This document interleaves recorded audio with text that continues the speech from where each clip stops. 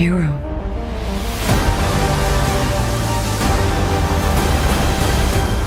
First of all, I'd like to congratulate you for the film. It was a really fun ride. How did you prepare yourself for the role, knowing Aquaman's powers and all of the underwater scenes that were required for it? Well, since I'd done Justice League, I knew that don't eat lemons before an interview. So, the preparation is I do exactly what my trainer and my stunt coordinator and the whole stunt team, they basically set you up so that you're building the right muscles so that I can help you move properly, and then we train on not underwater because it just doesn't work. So we used a lot of we did do some stuff underwater, but the wire work was definitely something that's new in film that we really pushed the limit, and things that hadn't been done yet. So we would they would test it out first, and then I would learn after them. What do you think this movie adds to the DC universe, and why is it so different than the other one? I think it's just,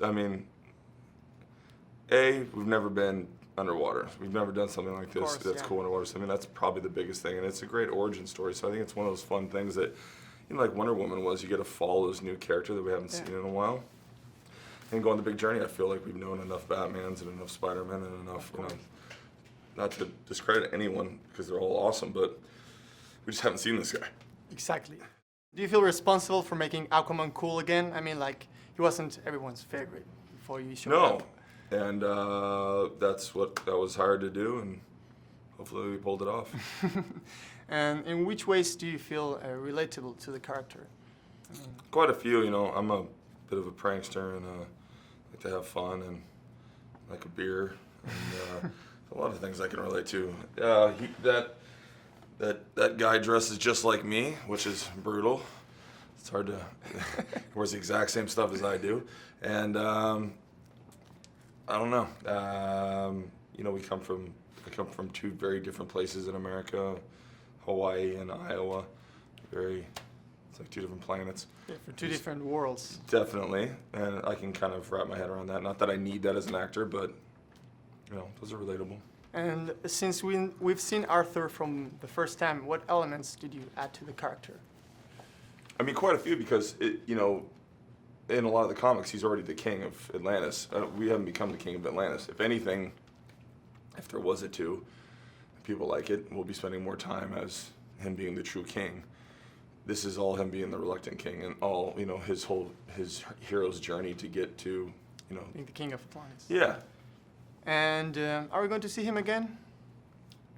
If people love it, I'm sure Warner Brothers and DC would be stoked to make another, and I'm on board to make one. So if people watch it, then yes.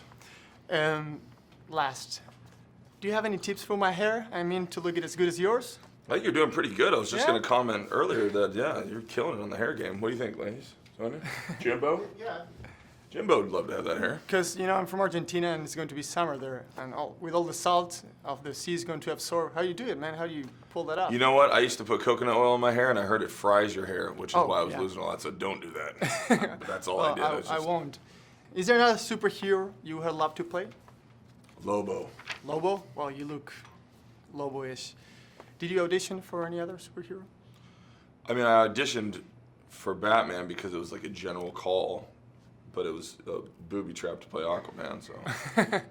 That's it. Probably because if you said we're going to have you audition for Aquaman,